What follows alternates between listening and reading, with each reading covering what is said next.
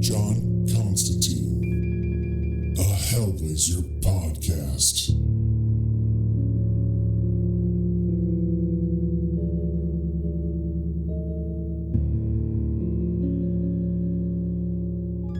Hey there, everybody, and welcome to the first episode of John Constantine, a Hellblazer podcast. My name is Matt Hansen, and I will be taking you through each issue of the original Volume 1 of Hellblazer, which is a total of 300 issues. And before we dig into issue 1, I'll give you guys a little breakdown of the history of the character before this series, because this is not John Constantine's first appearance. He actually appeared in Swamp Thing originally during the Alan Moore run, and that is who he's created by. And they do reference some stuff from that Swamp Thing run every now and then. Swamp Thing actually pops up a little bit in the series. And if you didn't know, I actually do a Swamp Thing podcast as well. So if you are interested in that character, I will put a link in the show notes. And if your only reference for this character is the movie Constantine, then know that John in the book is actually a British man who was originally modeled to look like a young version of the musician Sting. If you don't know who that is, he's just a white guy with blonde hair, basically. And as I go through this, just know that John is British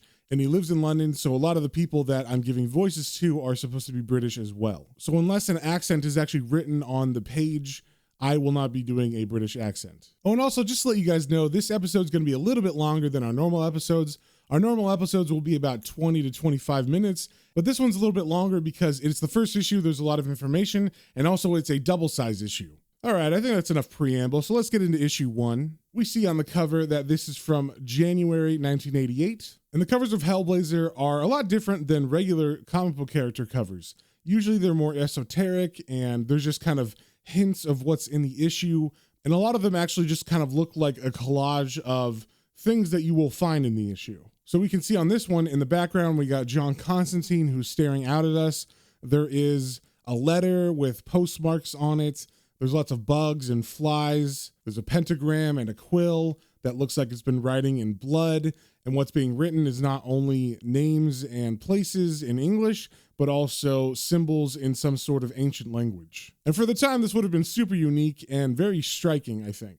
Like if you got into a comic book store in 1988 and next to Superman on the shelf is Hellblazer, this Hellblazer cover would stand out a lot. And also on this cover, we see that the writer of this issue is Jamie Delano with art by John Ridgway. And we start off on the first page with a fat middle-aged man who's holding his stomach like he's in pain. And we see there's a bunch of flies around him. And we see he's coming out of a door that's labeled supervisor inside of a post office. And over these panels, the narration is saying, Henry Wabach doesn't feel so good. Something black and hungry nestles in his gut. His head buzzes like a hive.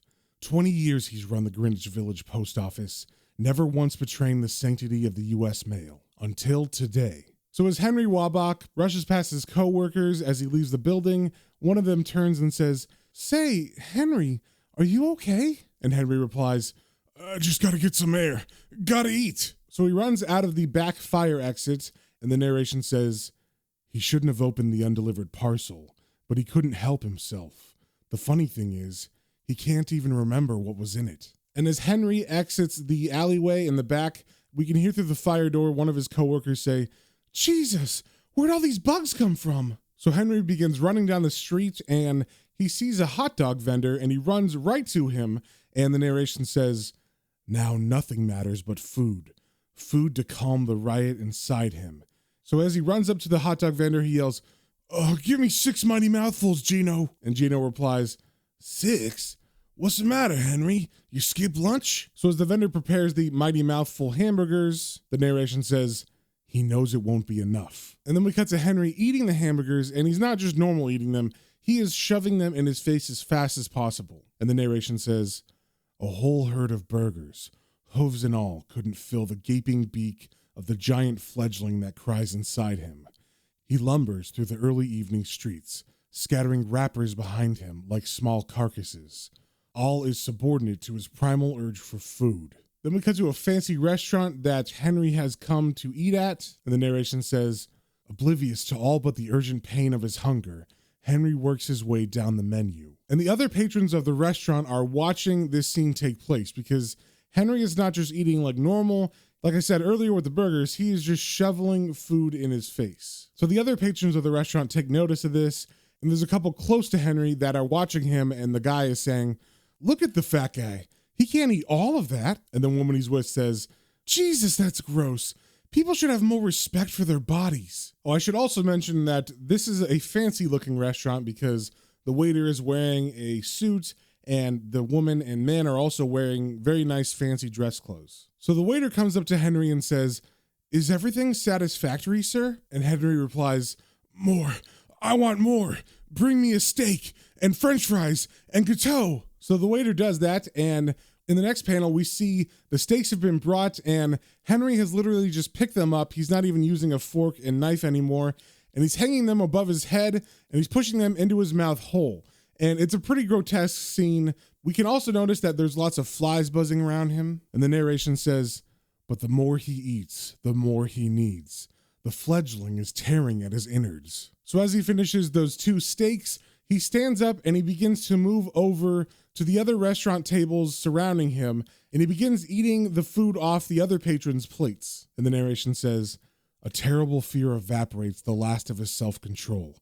His hunger consumes him. He must keep eating." So he finishes all the food on the plates of the patrons that were next to him, which was the couple that was commenting on how disgusting he was earlier. And in the meantime, because of this scene, one of the waiters yells to call the police. But once Henry is done with that table, his body begins to change. It's almost like it begins to deflate or like it's eating himself from the inside out. And the man from the table that Henry is at is saying, "It's impossible. He's wasting away." And the woman at the table begins to try to crawl away, and she says, "Do something, Marty. He's got some disease." So now that the food has run out, Henry's hunger hasn't, and he looks down and he sees the tablecloth in front of him, and he begins to eat that. And the narration says, "Must choke it. Stop it reducing him, draining and shriveling his body. Anything to stop the pain." And with the tablecloth in his mouth still, he begins to crawl towards the woman who was at that table, and he grabs her by the leg, and he grabs on her dress like he's going to shove the dress in his mouth. And as he grabs the woman, she yells, "Oh no, please!" And then she falls to the ground, and Henry begins to try to eat her leg. So the man that she was with begins to jump on Henry and try to restrain him along with one of the waiters. And when the waiter grabs him, he remarks, "Geez, he's just skin and bone." And the men are able to restrain Henry, but he dies almost immediately after that with his body completely eaten away underneath his skin. So he literally looks like a skeleton that has a deflated skin around it. And when the paramedics come to take the body away, there's a crowd that is gathered around him, of course, because this was a pretty big scene. And the paramedic is saying, "It's weird. If I didn't know this guy had just eaten half the restaurant, I'd have said he'd starved to death." And we also see the couple from earlier, and the man is holding the woman as she cries into his chest, and the man is saying, "Christ, I hope he ain't infectious." And the woman is saying, "He tried to eat me. I feel sick." And we also see on this page that the name of this issue is Hunger. Then we cut from New York and we jump to England with John Constantine. And he is just getting out of a cab, and the narration says, "The traffic is barely moving, and the back of the taxi still smells vaguely of last night's vomit. I decide to walk the rest of the way." And I'll describe John here because this is his classic look, and that look is a brown trench coat, and he usually wears a blue suit underneath it. And even though he's normally wearing that, today it's actually coming in handy because it is raining as he steps out of the cab. And the narration says, "The thin Sunday afternoon drizzle greases the tired streets. Ignoring the queasiness which quakes my stomach like an uneasy swamp, I turn my collar up against the toothless gnawing of the early November wind and merge into the welcome anonymity of the city." And as John begins to walk down the street, he says, "Bloody airline food, bloody rain, bloody England." So it seems John is coming back from some kind of trip, and he's just getting back from the airport. So as he walks back to his flat, the narration says, "The streets are hardened arteries leading to the city's dead heart. A street lamp winks its sickly yellow eye as I pass, footsteps echoing from sullen buildings.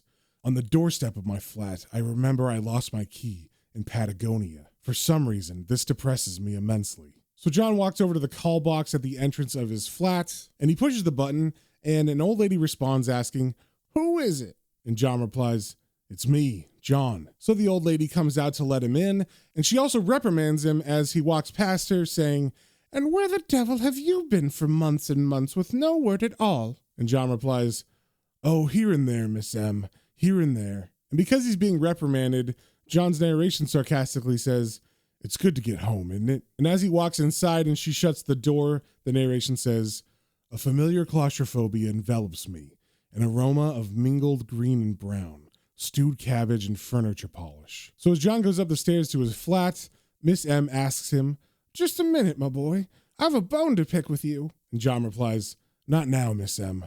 There's a love. I'm a bit knackered. But she begins talking anyway, and John's narration says, I try not to listen. I don't need any more bother. And Miss M is saying, Now, I didn't turn him away because I knew he was one of your friends, but it's not right. This is a respectable house. And this gets John's attention, and he asks, What friend, Miss M? And John's narration says, All I want to do is sleep. And Miss M answers him, That druggy one, Lester, or Gary, I forget. In a terrible state he was, come barging in wanting you. And John answers, Christ, is he still here? And Miss M answers, Language. I think he went. Never a goodbye or a thank you, though.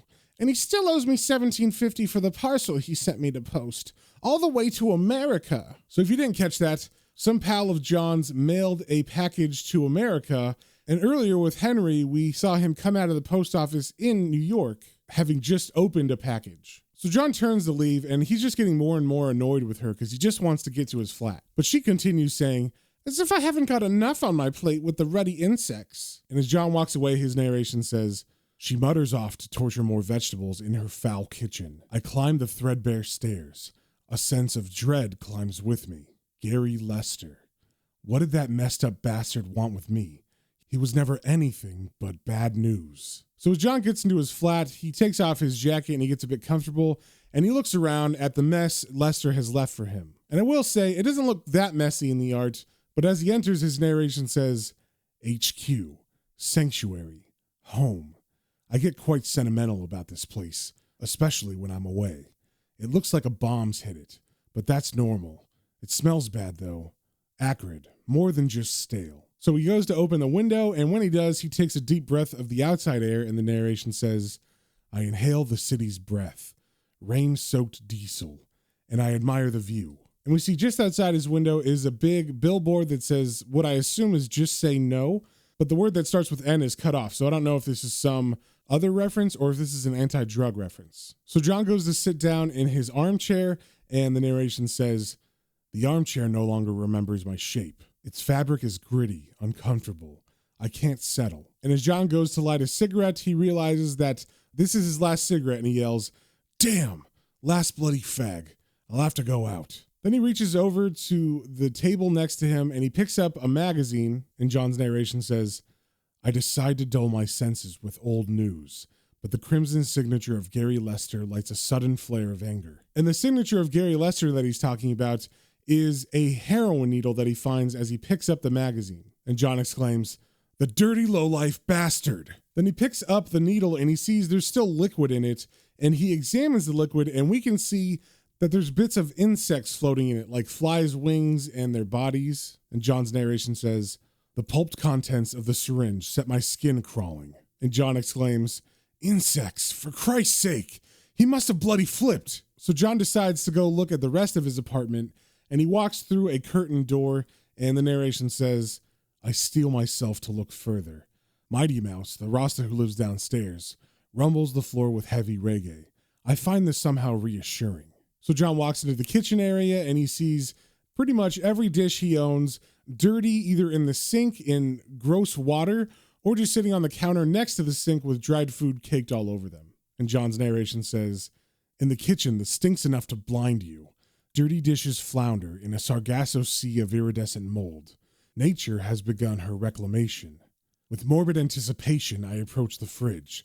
The fridge is always the worst. And as John opens the fridge door, he is greeted by the sight of a couple insects. Then he looks down and sees hundreds of cockroaches and other insects running from inside the refrigerator and around his feet. And the narration says, The sudden black tide has me stomping in a frenzied dance of annihilation. The stench thrusts a rotten hand into my throat and strangles my stomach. So John rushes to the sink and he vomits, And as he wipes his mouth coming out of the kitchen, he says, "Ugh, I can do without this." Then he notices a sound coming from the bathroom, and the narration says, "I don't want to identify the sound which turns me towards the bathroom." And John jokingly says out loud, "Could be the plumbing, I suppose." And then his narration says, "But that's just wishful thinking." So John opens the door and he says, come out wherever you are." And then his narration says, "I hope he hasn't OD'd in the bath." And then as he turns on the light, his narration says, "Seconds later, I almost wish he had." Then we get a full-page splash of John's friend Gary Lester sitting in the bathtub, and he is covered with insects. And Gary looks up and notices John and says, "John, is that you? You gotta help me, man. I'm sick. Withdrawals. Feels like there's bugs all over me." And in classic John Constantine fashion, John just shuts the door real quick and goes back into the hallway. Because after a scene like that, he's got to collect himself. And John's narration says, "Pure reaction slams the door on the scuttling horror. I ought to just walk away and not come back." And through the door, John can hear Gary yelling, "Don't leave me, John." And John says, "Jesus, Lord of the bloody flies, eh?" Then his narration says, "I feel like I've had my share of bad craziness for a while. But like they say, you shouldn't join if you can't take a joke." So instead of going back in the restroom, John decides he's going to go to the corner shop. And as he walks there, his narration says, "The short walk to the corner shop calms me down a bit." And as he enters the store, he goes up to the clerk and says, "Hello, Ali. All right if I use the phone?" And as John comes through the door, it accidentally bumps into a person. And we see the person it bumps into is a young man that's with another boy. And they're both wearing the same clothes. And on the back of their jean jacket, it says British Boys. So it seems they're part of some kind of gang. And the boy that was hit by the door yells out, "Oi, watch it." And then the friend that's with him says, "Leave it, Kenny. That's Constantine." And John yells back to the boy, "Sod off, you moron." Then he goes to a payphone and he makes a call. And when the person on the other end picks up, John says, "Chaz? John, never mind where I've been. Just pedal on around here pronto. And bring some medicine. I've got a sick friend. Don't tell me your problems. Do it." And we see in the background as John is talking, the two British boys are walking up to the cash register and they're making fun of the cashier because of his race. And they're saying, "What's that stink? Curried cockroaches?" Then they begin to leave and they say, "We'll be back." And they also use a word here that I'm pretty sure is a slur, so I'm not going to say it. But this is important because you just need to know that the British boys are racist. And as they leave, John yells at them, "Pond scum." And then he turns to Ali and he says, "Give me 200 silk cut, Ali, and 6 cans of bug spray. No, better make it 12. And Ali answers, "Sure, John, this the best. Kill all creepy crawlings, like Rambo." And then he takes one of the cans of spray and actually sprays it at the British boys as they leave. Then we come back to John's apartment, and he is inside the bathroom. He's got a handkerchief tied up over his mouth, and he is spraying Gary Lester and his whole bathroom with bug spray. And the narration says, "Back in the flat, I'm Billy the Kid and Genghis Khan rolled into one." And then he says out loud, "This is it, wildlife. Armageddon for insects. Hold your breath, Gaz." And Gaz is the nickname of Gary Lester. Then we cut to some time later as Gary Lester is sitting in the armchair and John is opening the door for someone, and we see that this is Chaz. And the narration says, "By the time Chaz arrives, the flat is a killing ground. Tiny black corpses crunch underfoot as you walk." And as Chaz walks in, John says to him, "All right, mate, you bring the gear?" And Chaz replies, "Yeah, but I don't like it." And then Chaz turns his attention to Gary Lester, who's sitting on the chair next to the door, and Gary is freaking out, yelling, "Namoth made me do it. I'm sorry. So Chaz goes over to Gary, and in case you didn't get it, the gear John was talking about was heroin. So Chaz bends down and injects heroin into Gary's arm to calm him down, and as he does, John asks Chaz, "Since when have you had scruples, chum? Just straighten him out. I need answers." And as the plunger of heroin goes into Gary's arm, he's saying to Chaz, Thank you. And Chaz replies to John, "Where the hell did you find this freak?" And John replies, "Would you believe the bath? I thought he was a spider come up the plug hole. His name's Gary Lester. Used to be a mate of mine until we got in some fuss and bother up in Geordieland. Last I heard, he was in Morocco doing the William Burroughs bit. You know, junk, boys, and general weirdness." Then John walks over to Gary and he says to Chaz, "Tie him down in case he freaks again.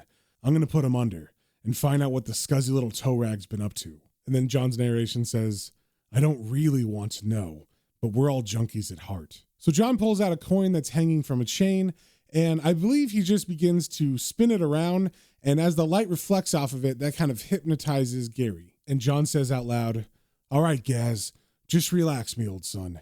You're feeling good. So good you want to tell me a story about Namoth." So Gary begins to talk, and as he does, we're getting flashes of the things he's talking about. So we're seeing him in a bazaar in Africa, and Gary says, "I feel rough, John.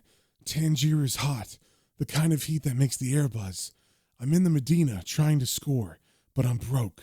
In the maze of the old city, you can wander for hours, rubbing shoulders with the life. Everyone has something to sell." Then we get a panel of Gary walking and a little boy going up to him and tugging on his arm and saying, "You want girl? Boy? Very clean.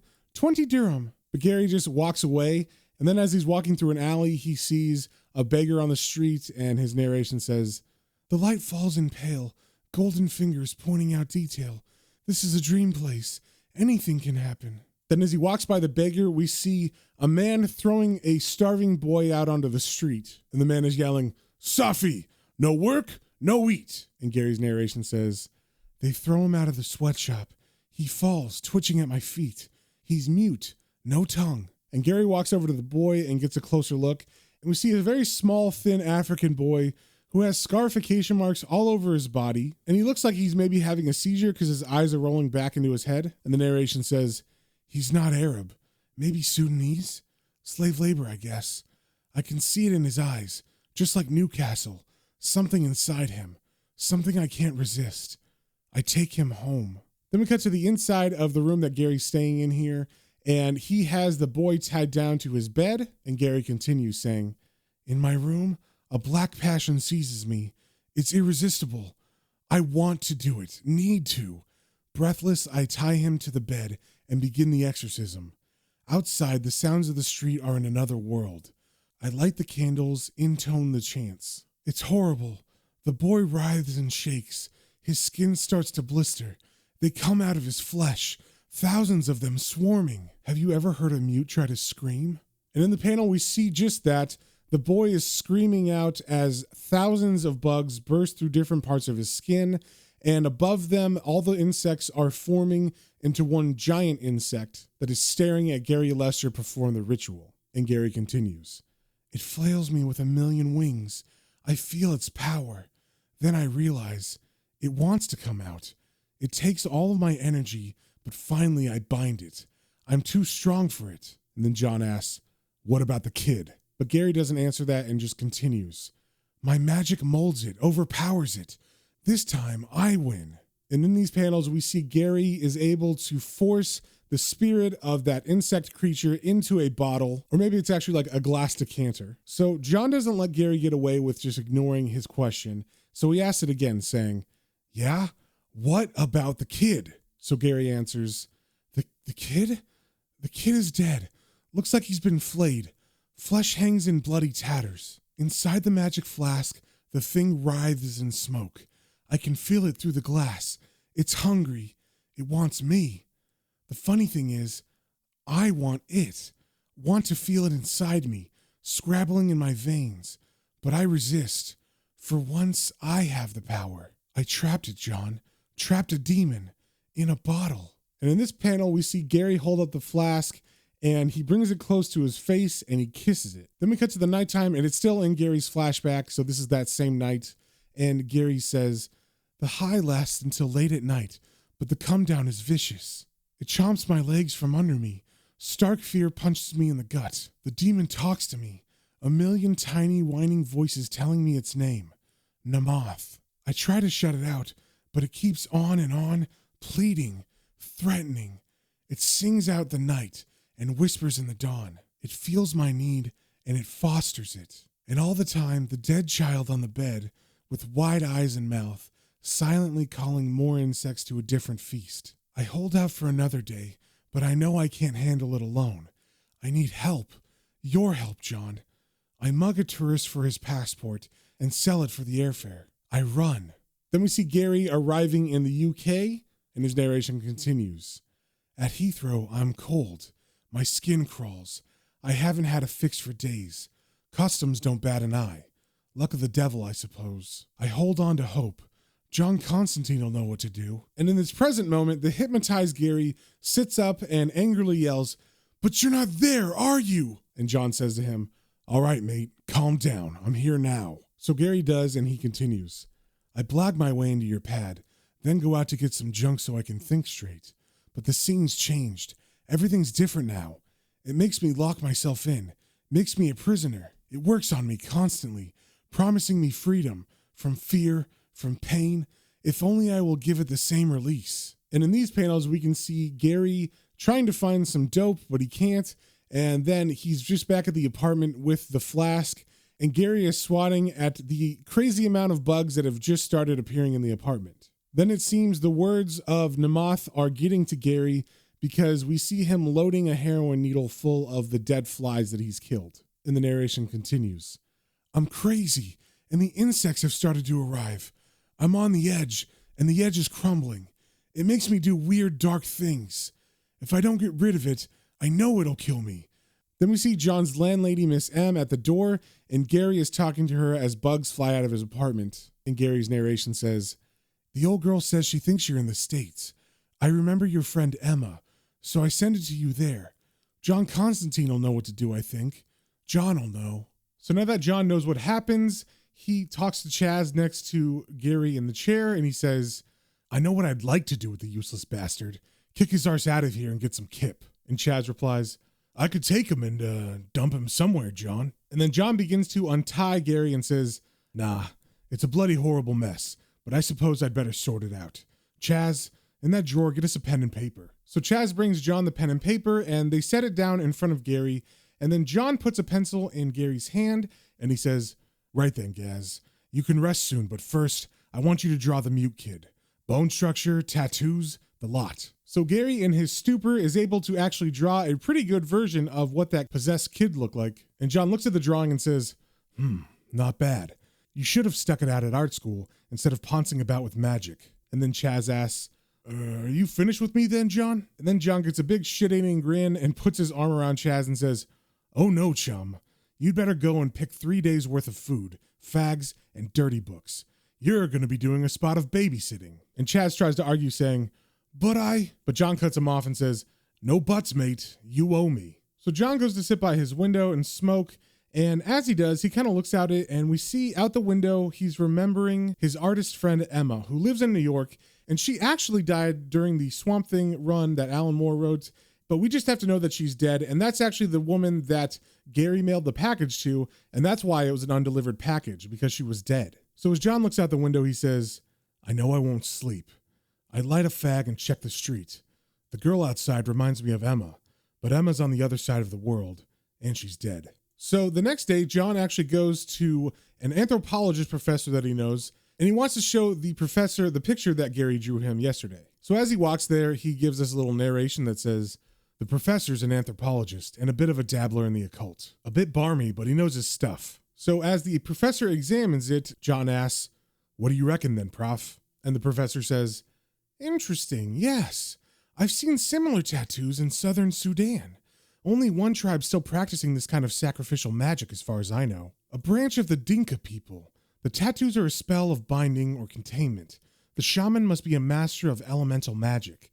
So once John gets his information, he leaves the professor, and he goes to make a call, and on his way there, he's thinking about what the professor said, and he thinks, seems to make sense. Morocco, Sudan, better pack me pith helmet. Then he goes to a payphone to make a phone call, and his narration says, "I phone New York.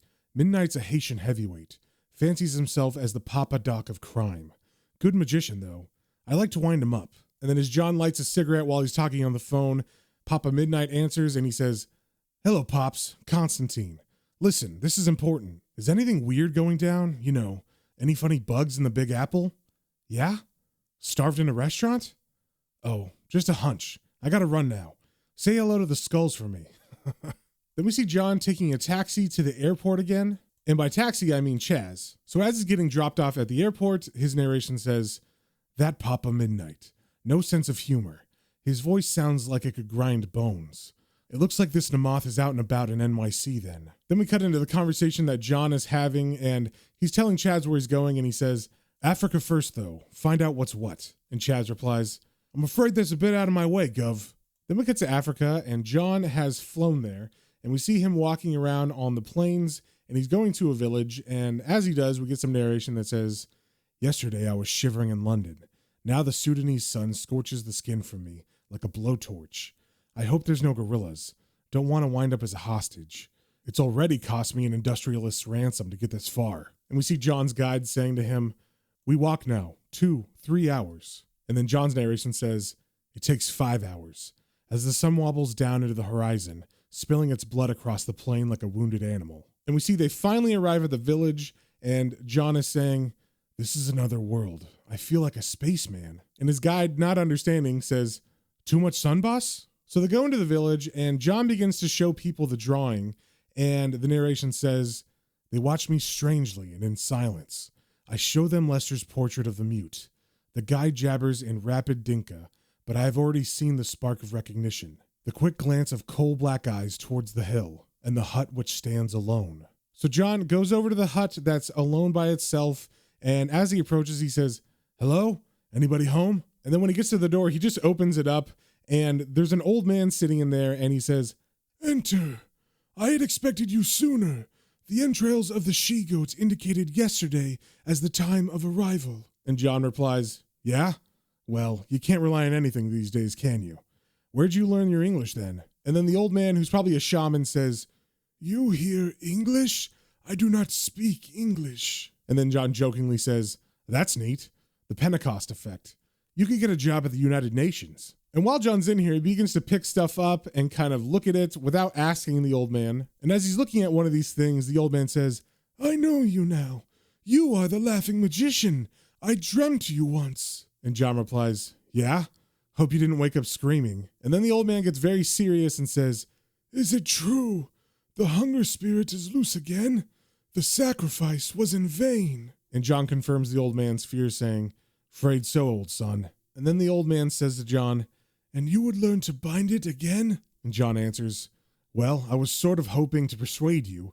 I mean, you do know how, don't you? And then the old man puts his hand under John's jaw, and he kind of moves his head a little bit, and he says, It is not possible.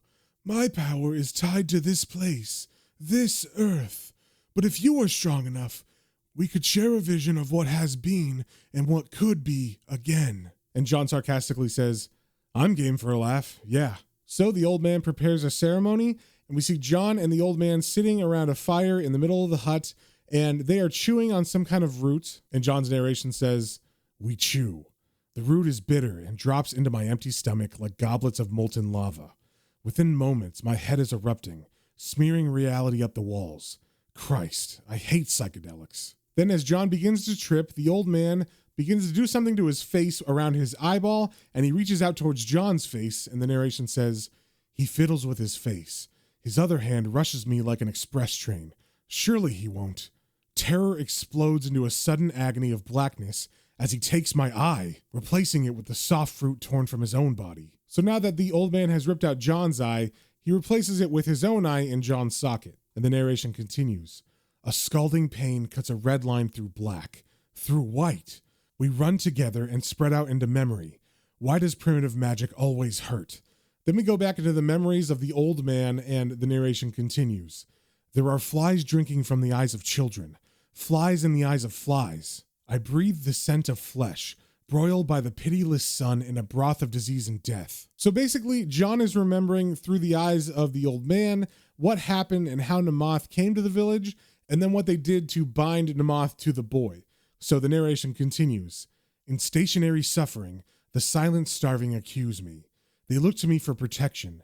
Their fear, their hunger, has given the spirit strength. Namoth feeds on them, grows stronger as they weaken. I know I must do battle for the people, but it's hard to choose. They are all my children. Then we see in the memory the shaman selecting a boy out of the crowd, and we can tell it is the boy that Gary found in the Middle East. And the narration continues. I take him to the place of power and cut out his tongue so that he may not curse we who betray him. At my call, the spirit rises from the land like smoke. My magic bends him, and he enters my soft trap. While the boy writhes with the torment of Namoth's hunger, I cut the power patterns of binding into the black skin stretched taut over heaving ribs. When it is done, I take him far away to the barren place, where the spirit will consume him, and so consume itself. I walk away, and I do not look back. And then the vision of the old man's memories is over, and John stands over the old man as he cries into his hands, and he says, "This part I didn't know. Bushfighters found him and sold him to the slavers for tobacco. I am a fool. I should have stayed to oversee his end." And John says, "Yeah, well, never look back's a good motto in our line of business. Too many bloody ghosts following." So John takes a second to smoke, and his narration says, "The drug has screwed me up royally. My guts are in an uproar, but I get the feeling I ought to hurry. I wobbled down the hill on legs like bits of rope. The old boy was shrewd. His shock tactics were a bit crude, but they worked. I know what I've got to do." Then we see John heading back to England, and as he looks out the window of an airplane, he thinks, "The day after, and I'm still hungover. But it's up and away to pick up Gary Lester, then on to the States. It's a game, isn't it? The African sky is endless blue. Below, our shadow scythes a city of tents. Tiny black dots move amongst them like insects." And there he's just kind of looking out of the window down at the village he was just at, or a village similar to it. Then we cut to John, and he is in New York City, and he's stuck on the Brooklyn Bridge, I believe it is. And the narration says, "Africa is 36 hours behind, as the cab rolls us towards the cold moments of pandemonium. Half my brain is still there. Jet lag. Elastic time." So as he sits in his cab, the radio is on, and he thinks, the DJ's voice is like a roller coaster. And then we hear the DJ say, "Citizens, what's happening out there? Remember the guy who starves in that restaurant? And the boss who tried to eat his secretary? Well, today, horrified shoppers watched as Bruce Parker fatally crams himself with gemstones in his 57th Street store window. Only in New York, folks. Stay tuned. You need to know." Then we cut to inside the cab, and the cabbie says, "Frickin' weirdos. First we got cancer, then we got AIDS. Now what the hell we got?" And John's narration says, "I can't be bothered to tell him." And then Gary, who's also in the backseat with John, and he leans over and he says, "Namoth's here, isn't it, John? I'm scared." And John's narration says, "And this whining bastard hasn't shut up since Heathrow. I could cheerfully croak him."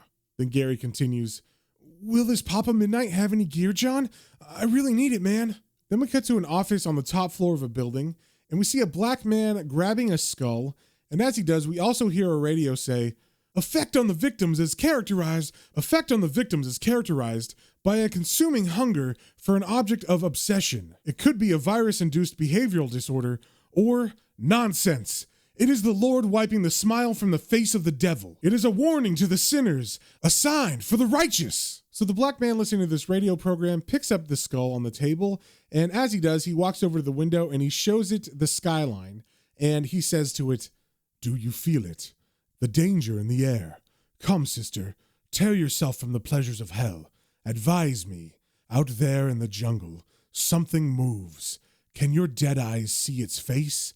Will your dead mouth tell me its name?" Then we cut to the bottom of that building, which is a nightclub, and we see John staring at the entrance while Gary kind of hunches over because he's feeling sick. And John's narration says, "Papa Midnight's club in Manhattan is definitely high rent.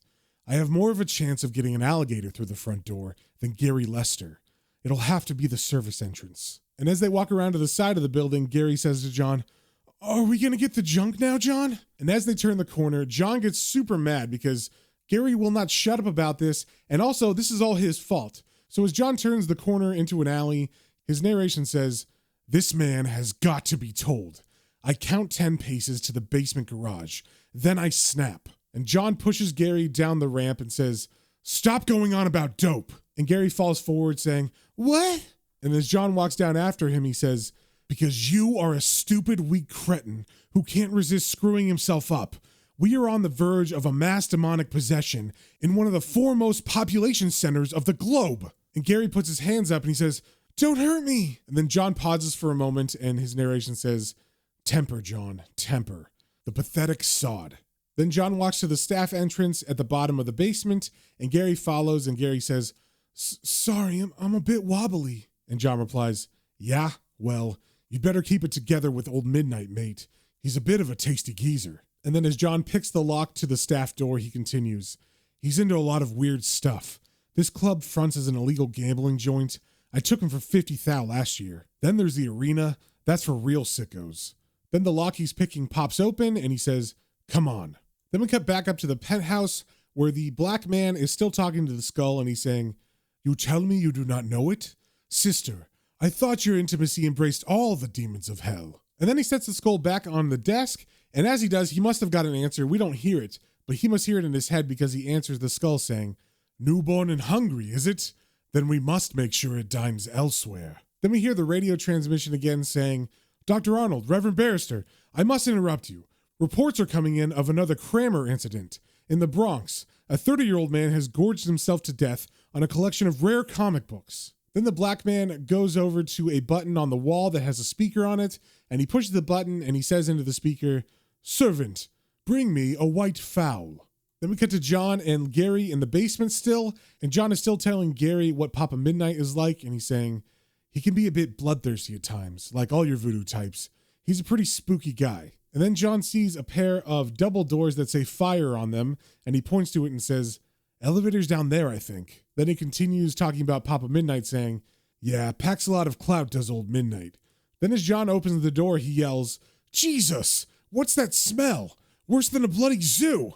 And then as he walks through the doors, he sees there's a bunch of crates of chickens, and there is a very large black man grabbing one of the chickens out of one of these cages. And John says to the man, excuse us. But the man doesn't hesitate, and he actually picks up the whole crate and he swings it at John's head. And John's narration says, Jesus, I wasn't expecting this. But luckily him and Gary dodge the blow, and the man's hand actually goes through the door behind them, and he gets stuck. And then John says to him, you scum, you dare to threaten me? And then he slaps the man across the face. And then he says to the man, you dog, get down, down on your knees, down on your fat, rotten belly. You are excrement. And the man listens to him. He does get down on the ground and onto his belly. And then as the man cowers underneath John, still on his knees, John says to Gary, there, you've just got to put the hard word on them. So if you didn't get it, this man is supposed to be a zombie because Papa Midnight is a voodoo priest.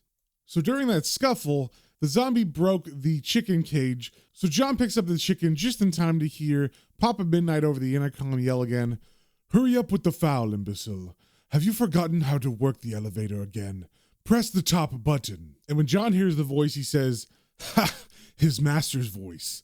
That's the trouble with zombie labor. Not very bright. Then John pushes the chicken towards Gary and says, here, hold this. And Gary says, my head's gone, John, because he's not doing too well from his heroin withdrawals. Then we cut to the penthouse as the elevator arrives, and we see Papa Midnight has now put on a white top hat and suit jacket, but that's all he's wearing other than a loincloth. So as the elevator door opens up, Papa Midnight has his back to it and he says, about time, dead man. I warn you, if you are not quicker about your duties, I will have you reburied and forgotten. Then as he turns around, he sees Gary standing there with the chicken, and John is coming up as well. And John says, hello, Pops, remember me? And then Papa Midnight says, Constantine. And we also see that Papa Midnight has some sort of ceremonial staff, and it looks like he's brandishing it like he's about to hit Constantine, but he just needs to get close enough. But John doesn't seem very worried, and he says, I hope you don't mind us coming straight up. The guard dog growled a bit, but he's a lamb, really. And then John walks over to the window and says, gorgeous view from up here, isn't it? My friend brought your chicken, by the way. And then John turns to Papa Midnight as he is close enough now to hit John with his staff. And John just turns with a smile and says, just about to do a bit of magic, were you? But it looks like Papa Midnight's not going to hit John because the conversation continues, and Papa says to John, what do you want, Constantine? And John replies, would you believe help? And Papa Midnight says, you cheat me out of $50,000, then come to ask me for help. You have Satan's nerve. Then John gets kind of serious and says, forget about the money, Midnight. I'm talking about the real world. The one where the hunger spirit and a moth is busy munching its way through the population. It's out there, Midnight, or perhaps you hadn't noticed. The Indians say when the tiger feeds, the jungle holds its breath. If this city holds its breath, it won't be putting money in your pockets. Think about it, Pops. Can a man of power afford to have a demon rampaging through his garden? And And then it seems like Papa Midnight takes all that into consideration, and he turns to John, and John takes out a cigarette and begins to light it, and he says calmly and coolly, "I know how to beat it, but I need help from a magician, a strong one." And maybe because John is appealing to Papa Midnight's logic as well as his ego, Papa Midnight says, "I'll consider it." And then I guess John doesn't have a lighter of his own, so he walks over to the table where the skull of Papa Midnight's sister was that he was talking to earlier, and there's some candles on that table that are probably part of the ceremony. So John walks over to the table and takes one of the candles and lights his cigarette with it, which I'm sure is a sign of disrespect to Papa Midnight. And as he does this, John says, "You do that, mate. Ask the skulls about it. I'll be back later." And then he walks away from that table and towards Gary, and John says to Midnight, "Keep an eye on my friend here, and give my love to your sister. She was an amazing woman." And Papa Midnight cuts in, "She still is." So John goes down the elevator, and he leaves Gary still holding the chicken with Papa Midnight. And John's narration says, "He's an edgy bastard, but I think he'll come round. I played to his vanity just enough." And you can see the look on John's face is one of nervous success, like he just got away with something barely. So now that John is gone, we just have Gary standing in front of Papa Midnight, and Gary says to Midnight, "Mr. Midnight, John said you might be able to help me get straight like." And Midnight says to Gary, "He did? What do you need?" And Gary replies, "Heroin." And then Midnight takes the chicken from Gary's hands, and as he strangles it, he says to Gary, "Maybe later. First, you tell me about your strange friend. How long have you known him? Do you trust him?" And Gary answers, "I trust John with my life." Then we cut down to John, who's just leaving the building, and his narration says, "In the lift coming down, I get the shakes. Papa Midnight has that effect on you. Outside, it's raining. No cabs. It's funny, wasn't raining up there. Must have been above the clouds." Then we see John take the subway across town, and he's actually going to Emma's flat, his American friend who died during the Swamp Thing run. So as he's traveling, the narration says, "Down on the subway, I'm squeezed by wet and pungent flesh. We share each other's fetid air. At Houston Street, I swim upwards through human soup, nose to the trail of memory, like picking scabs. But by the time I've reached her building, I've drawn blood. I don't want to go inside." Then he looks up at the window of Emma's building, and he can kind of pick out which room she was in. And in Swamp Thing, when she died, she was actually thrown out of her apartment window. So as John lingers outside, he does some triangulation and kind of looks at the ground right underneath her window and says, "She must have landed about here." And then John looks back at the apartment building, and his narration says, "I've got to check it out. This is where that Pratt Lester posted the hunger spirit. To Emma's place," he said. "Studio lights on. She'd be working late. If she wasn't dead. If the goddamned Involce hadn't thrown her out the bloody window." So John goes up the stairs to Emma's apartment, and it seems there is a new tenant living there, and John knocks on the door and waits for the new tenant to answer, and his narration says, "The smell from the loft nearly conjures her. Oils, terps, paint. She always had a smudge of paint on her elbow." And then the new tenant opens the door and answers and says, "Yeah?" And John just pushes his way through and walks into the apartment and says, "I'm a friend of Emma's. Mind if I come in?" And we see there is a paintbrush in the man's hand, so he's obviously an artist too. And he says, "She doesn't live here anymore, man." And then John walks over to the window that she was thrown out of, and his narration says, "I wonder if she screamed. How long did it take?" And then he says to the painter, "Yeah, she's dead. Did you know her?" And then the tenant walks over to the canvas in his room, and he begins to look at it, and he says, "Not very well, but her death seems to have inspired me. It's weird. I've been working on this since I moved in." And then John walks from the window over to where the painting is, and as he does that, he says, "Well, chum, it's an ill wind, as they say." And while John's been in the apartment, he's been kind of scanning, I guess magically, for evil stuff, so his narration says, "No demons here, only echoes." Then he reaches the painting and he looks at it, and we see what is assumingly his friend Emma falling down and hitting her head on some concrete. It's a little bit more abstract than that, but that is what you get from it. And as John sees this, his narration says, "A writhing bitterness rises in my throat and tries to choke my words. I remember her softness and the raw violence of the Involce." And as John studies the painting, he says to the painter, "The hair color's all wrong, pal. Then John decides to leave, and his narration says, "Time I was gone, nothing here but nightmares." But just as he's about to leave and walk through the door, he says to the tenant, "She ever get any mail?" And the tenant says, "Nah, just one parcel. I sent it back to the post office." And as the door closes, John looks super sad and possibly regretful, and his narration says, "Bye, Emma. Sorry, love." Then as he walks down the stairs of the apartment, he grabs his head suddenly with his hand like it's hurting, and his narration says, "On the landing, my head starts to explode, slowly. No food, no sleep, and I didn't need to see that picture." So John actually takes a seat on the stairs, and his narration says, "I'm too close to this thing. I'm blowing it." And then he hears a voice come from behind him, and it says, "Hi, John." And then John's narration says, "The sudden voice jolts me over the edge. It's a bad case of mental wheel spin.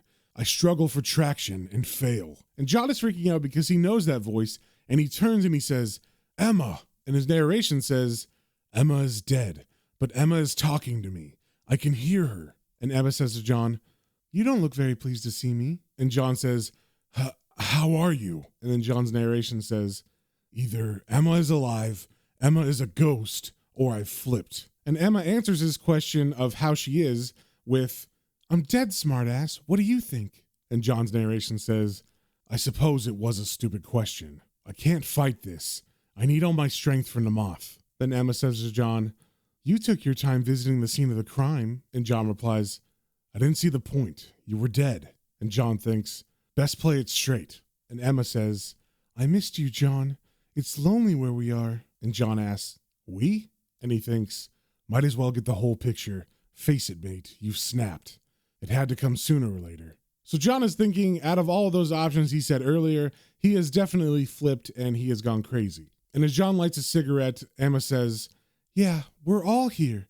All your old buddies." And John asks, "Where's here?" And then he thinks, "I just have to learn to live with it." And Emma answers him, "Work it out, John. Where do you think?" And John thinks, "Best get her on my side. I'm not up to arguing with dead lovers." And then he says to Emma, "Look, kid, I'm a bit the worse for the wear right now. I got a few problems." And Emma says, "Yeah, I know. Namoth. I thought you could use a hand." And John thinks, "Just don't get too involved. No time for guilt." And then John reaches to put his hand on her shoulder, and she says, "Don't be silly. No touching." And John thinks, "Constantine, you're a total bastard." And I believe this means that John was trying to make the moves on this apparition of his ex-lover, who also died because she was tangled up in a mess he created. So now that the ghost of Emma has put John at ease a bit, they walk out of the building, and John thinks, "She looks like the other people, but I know they can't see her. She's good company. For the first time in a week, I relax. Then something black and noisy buzzes through my bubble." And we see a woman in the background is arguing with a man, and she's saying, "But you promised! I hate you!" And he's saying, "Let go! I gotta get some meat!" And this scene is taking place in front of a delicatessen or maybe a butcher because there's a big window full of meat. So the man runs inside and he begins grabbing raw steaks, and his wife yells out, "Eddie!" And Eddie says, "I want to taste blood and eat flesh. I want food I can chew with veins in it." And then as he starts to chomp down on all these steaks that are raw in his hands, his wife says, "But you're a vegetarian." And then Eddie sees a half of a pig hanging in the window, and he rushes that and he says, "Not anymore." And as he tackles the pig, I guess the pig was hanging in the window, so he actually smashes through the window and then apparently starts to waste away on the ground. So John walks over to the man as his body is thinning, and he thinks, "The bloke takes a few minutes to die. We lap up the gory details. The thing is near. I'm tense, itching to fight." So as the man dies, there's actually a bunch of insects that come out of his mouth. So John and the ghost of Emma follow this trail of insects all the way to a church. And while they do this, John thinks, "Follow the bee and find the hive," they say. "Wonder if it works with flies." It does. So John walks over to the doors of the church, and this is like a classic kind of cathedral church. So there's big, heavy wooden doors, and he kind of hesitates as he puts his hand on it, and he says, "Here we go then." And he thinks, "I'm the hunter, and I'm hungry." So John pushes open the door, and as he does, we see that there is actually a priest in the middle of the room, and he's standing in front of Jesus on the cross, And then above him, there was a giant fly demon. And John's narration says, "My entrance confuses it. Now it must choose, me or the priest. I smell its craving, its greed.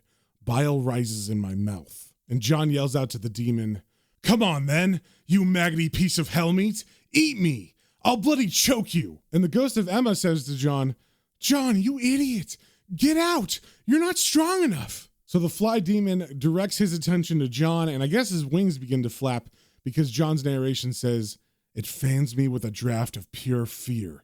I face it. My anger shines." So John begins to brandish his fists at the demon, and Emma is saying to him, "Back off. It wants to fight." And John's thoughts say, "My fury is feeding it. It's coming. It smiles." And then the fly demon comes down to John's level, and its head is about 8 times bigger than John's. And it opens its mouth, and a really long, creepy-looking tongue comes out. And John exclaims, "It's going to kiss me." And Emma says, "Run, now!" So John turns before it can kiss him, and he hightails it out of there. And we see the second John begins to run, the demon turns its attention to the priest, and John's narration says, "I run. Tough luck on the priest. From the door, I see him go down. Pathetic the way he waves that cross. I watch for a moment, like a gawker at a traffic accident. When the thing sticks its tongue down his throat, I start running again. It does me good to run. Through the dark, through the rain. If it wasn't for Emma, it would have had me. I owe her again." Then we see John in the dark at the docks, and he's catching his breath from the running, and he thinks, "Finally, my lungs give out. She was right. It was much too strong for me. Have to move fast now. I'm going to need midnight, and I'm going to need Gary Lester. Poor bastard." Then we cut to back inside the church, and we see what's going on with the possessed priest. And remember, this demon makes you eat whatever you desire most. So the possessed priest turns around, and he sees Jesus on the cross, and he crawls up to it, and actually climbs on top of it up to Jesus' face. And then he proceeds to open his mouth wide as if he's about to take a bite out of Jesus. And that is where the issue ends. So that, my friends, is the first issue of John Constantine Hellblazer. And I gotta say, this is, for me, one of the strongest first issues of any series I've ever read. You definitely get the sense of who John as a character is. And yeah, they throw a little bit of the Swamp Thing stuff in there, but I don't think it's too confusing for new readers. So I hope you enjoyed that, and you continue with me on this journey to read every issue of Hellblazer. And if you have any comments, questions, or suggestions, you can email me at planestrains.and-comic-books, all one word, @gmail.com. And also, in case you didn't know, this is the free version of the podcast. And all that means is that I am way ahead of this on Patreon. So if you like this and you want more John Constantine and you want to support me, you can do that at our Patreon at patreon.com/planestrains-and-comic-books and sign up for the Hellblazer tier. And that'll give you access to the whole catalog of episodes I have so far. So I'll leave you guys with that, and we will see you on the next one.